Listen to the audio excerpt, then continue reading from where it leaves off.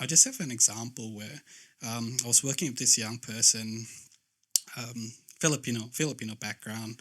Um, the young person was actually transitioning from a female to a male, and yeah, from female to male.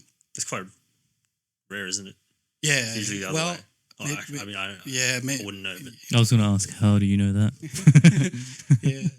yeah. So yeah, but recently we've been working with a lot of young people transitioning genders, and yeah, and this particular young person, biologically a female, was transitioning to a male, and while the parents were supportive in terms of the young person's mental health or getting support, going through this program, working with us, the parents would still call the young person with their biological name, which is something that they didn't really want to.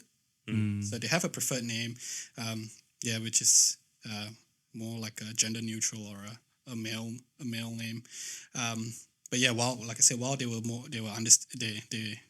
wanted support for the young person, they still kept calling their child their biological name, which is a female, neuro female name, and also addressing them as a female rather than actually being more understanding of their transition. So yeah, there's still a lot of awareness, but I think just there's a lot of ways to come, a lot of work to be done. I think. Yeah, I still feel like there's a lot early days. Yeah, Asians are getting more, like Asian families are, or the culture is just getting more understanding that it is something that we have to deal with. Like it is a different era from when they grew up. So but yeah, there's still a lot more understanding or education that we probably still need to learn as well. Yeah. For someone who's not sure what gender they are, what would be your advice to them?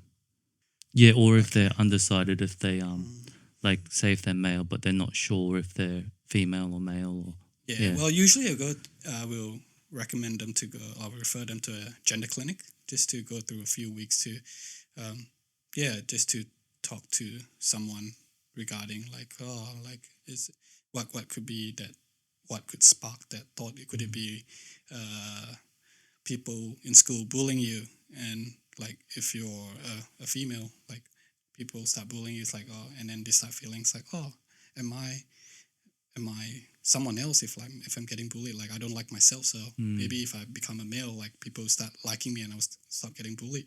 Oh, okay, so, that's one of the main quite a big reason why people feel like they're not in their own body, or they're unsure of their gender.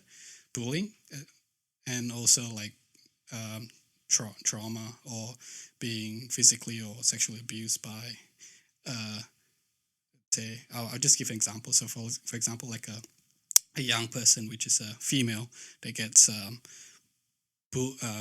gets sexually or physically bullied by a male, and they feel like transitioning genders would probably remove that trauma and make them feel more masculine, that they can overcome that sort of experience where they went through.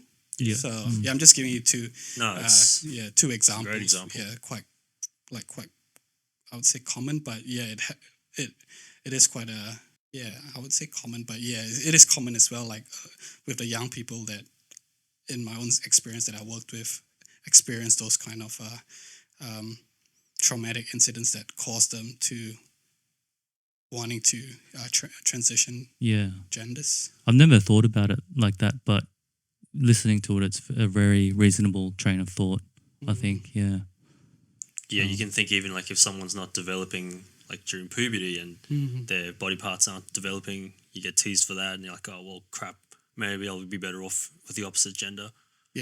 We all, fortunately, we wouldn't really know, but people like you doing great work to support that.